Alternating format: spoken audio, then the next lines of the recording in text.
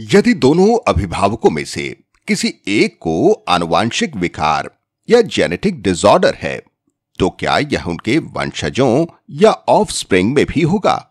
लगता है कि ऐसा होता होगा, क्योंकि बच्चों को गुण उनके माता पिता से ही प्राप्त होते हैं, परंतु बहुत बार ऐसा नहीं होता, उन्हें वह गुण नहीं मिलते।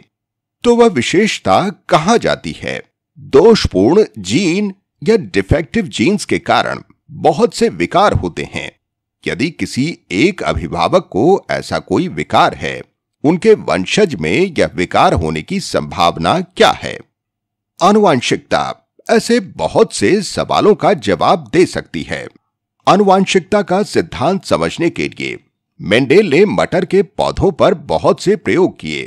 उन्होंने मटर के पौधों का चयन किया जिसने पीढ़ी दर पीढ़ी कुछ ही विशेषताएं दर्शाईं। उनके अनुसार उन विशेषताओं के लिए वह सबसे शुद्ध नस्ल थी। तब उन्होंने अलग अलग विशेषताओं की शुद्ध नस्लों या प्योर ब्रीड का पार निषेचन या क्रॉस फर्टिलाइजिंग किया, जैसे लंबे तथा छोटे पौधे, गोल तथा मुरझाए हुए पौधे आदि। अब यह शुद्ध नस्ल या प्योर ब्रीड क्या है? माना अधिक लंबाई के जीन को टी से प्रदर्शित किया जाता है। इसकी विपरीत विशेषता अर्थात कम लंबाई को स्मॉल टी से प्रदर्शित किया जाता है। आनुवांशिकी में जीन के विभिन्न रूपों को अलील कहा जाता है। एक विशेषता के लिए दो अलील होते हैं, जैसे यहां कैपिटल टी तथा स्मॉल टी, जो क्रमशः अधिक लंबाई तथा कम लंबाई को दर्शाते हैं। हम पहले से जानते हैं कि क्रोमोसोम कोशिका के नाभिक के अंदर जोड़ों की एक लंबी श्रृंखला है जिसमें जीन होते हैं तथा यह जीन एक रासायनिक पदार्थ से मिलकर बने होते हैं जिसे डीएनए कहते हैं। वंशजों को क्रोमोसोम का एक समुच्चय माता से तथा एक समुच्चय पिता से मिलता है। दोनों अभिभावकों के पास एक विशेष गुण के लिए जीन होते हैं, माना बालों का रंग, आंखों का रंग, रक्त का प्रकार आदि। अतः वंशजों में एक ही विशेषता के दो अलग अलग जीन होते हैं, क्योंकि दोनों अभिभावकों से मिलने वाले जीन समान नहीं भी हो सकते हैं।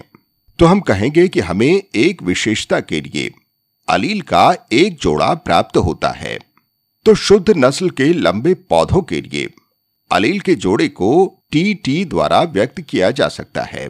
दोनों की लंबाई की विशेषता है, यह 100% समान नहीं हो सकती है, परंतु दोनों ही तने को लंबा करने में सहायक हैं।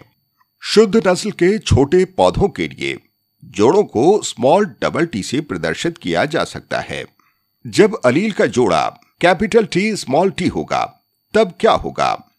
एक अलील अधिक लंबाई की विशेषता है तथा दूसरा कम लंबाई की, परंतु सिर्फ एक ही विशेषता ने स्वयं को व्यक्त किया। यह पौधा लंबा होगा। वह विशेषता जिसने स्वयं को व्यक्त किया उसे प्रभावी विशेषता या डोमिनेंट ट्रेट कहा जाएगा। तो कैपिटल टी यहां प्रभावी विशेषता है जो कि अधिक लंबाई को दर्शाती है, जबकि स्मॉल टी मटर के पौधे की कम लंबाई को दर्शा रही है जो कि दब गया। अतः इसे अप्रभावी विशेषता रिसेसिव ट्रेट कहा जाएगा। तो अप्रभावी अलील वह अलील है जो सिर्फ तभी व्यक्त होता है जब प्रभावी अलील उपस्थित नहीं होता है। सामान्यतः अप्रभावी अलील लोअर केस यानी स्मॉल टी से प्रदर्शित किया जाता है तथा प्रभावी अलील को अपर केस के अक्षरों से दर्शाया जाता है। उदाहरण के लिए मानवों में काले बाल प्रभावी विशेषता हैं तथा हल्के रंग के अर्थात सफेद बाल अप्रभावी विशेषता है। एक अभिभावक के काले बाल हैं तथा एक के सफेद बाल हैं।